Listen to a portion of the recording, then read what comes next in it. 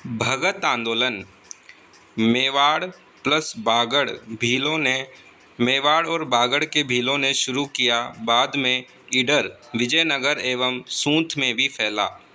भील जनजाति जंगलों में रहती थी, झूमिंग कृषि करती थी, पेड़ों से प्राप्त होने वाले फूल, गोंद, शहद, इन पर इन्हीं का अधिकार होता था।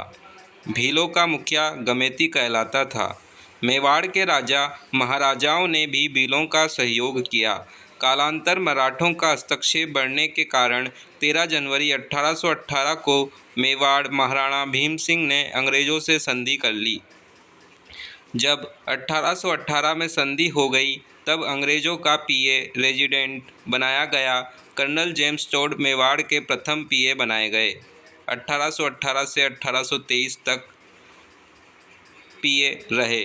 भीलों का मुखिया गमेती 2 टैक्स लेता था, बोलाई राजमार्ग कर और रखवाली कर रक्षा कर टोल टैक्स। टोड ने ये दोनों टैक्स बंद करवा दिए तथा भीलों के क्षेत्रों में नियंत्रण हेतु सहायक पॉलिटिकल एजेंट स्थापना की गई। जब भीलों ने विद्रोह करने की कोशिश की, तब वहां मेवाड़ भील कोर नामक आर्मी बना दी। 1841 में उसका मुख्यालय खेरवाड़ा बना दिया गया। जब अंग्रेज़ों से संधि हुई, तब मेवाड़ की सेना के भील बेरोजगार हो गए, क्योंकि अंग्रेज़ों ने अपनी सेना तैनात की। इस तरह भी भील अंग्रेज़ों से परेशान थे। भील जंगली क्षेत्रों में वालरा कृषि करते थे। यह 2 प्रकार की होती है, चिमाता जो पहाड़ी क्षेत्रों में होती है, दजिया समतल क्षेत्रों में होती है। अंग्रेज़ों ने बंद करवा दी, उसकी सीमा निर्धारण कर दी, ऊपर से टैक्स लगाना शुरू कर दिया, वन अधिकार भी समाप्त कर दिए। खेती कर लिए जाने लगे जो नकदी में लिए जाते थे। भील साहूकारों के चक्कर में फंसे। भील महुआ के पौधे से शराब बनाते थे, ये अंग्रेज़ों ने बंद करा दी। तंबाकू, अफीम, इन पर नए कर लगा दिए, जगह जगह चुंगी स्थापित कर दी। 1881 में भारत में प्रथम जनगणना लॉर्ड रिपन के समय नियमित जनगणना से भीलों में असंतोष, भ्रांतियां फैल गई। अफगानिस्तान युद्ध में भेजेंगे, प्रत्येक व्यक्ति पर कर लगाएंगे, इसलिए लोगों में असंतोष फैला।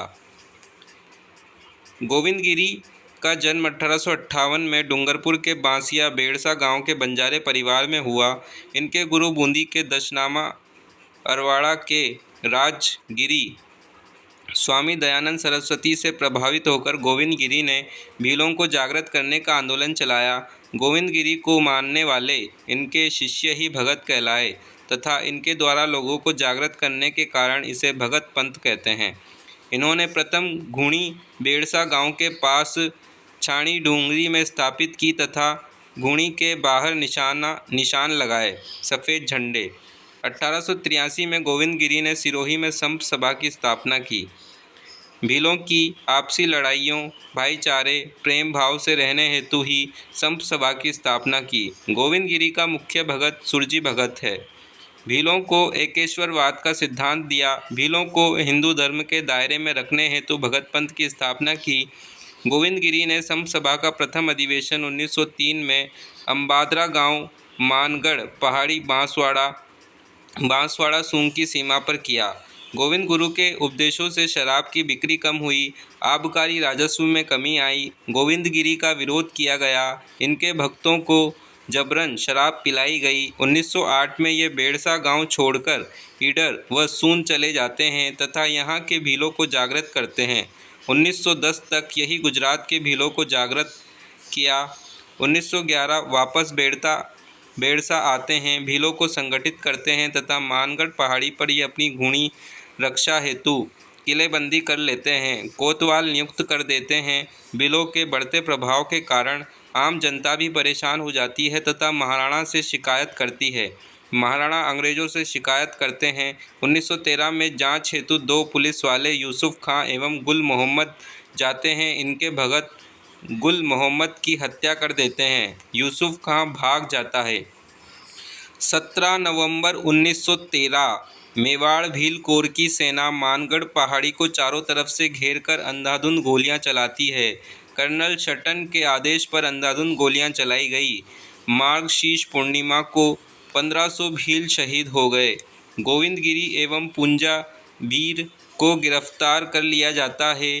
अहमदाबाद की साबरमती जेल में रखा जाता है। मानगढ़ हत्याकांड को राजस्थान का जलियांवाला बाग हत्याकांड नाम से जाना जाता है। गोविंदगिरी को 1923 को रिहा किया गया। 1931 को अहमदाबाद के पंचमहल जिले के कंबोई गांव में निधन हुआ।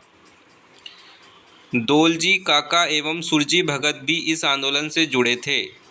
वागड़ का जलियांवाला बाग मानगढ़ हत्याकांड को ही कहा जाता है।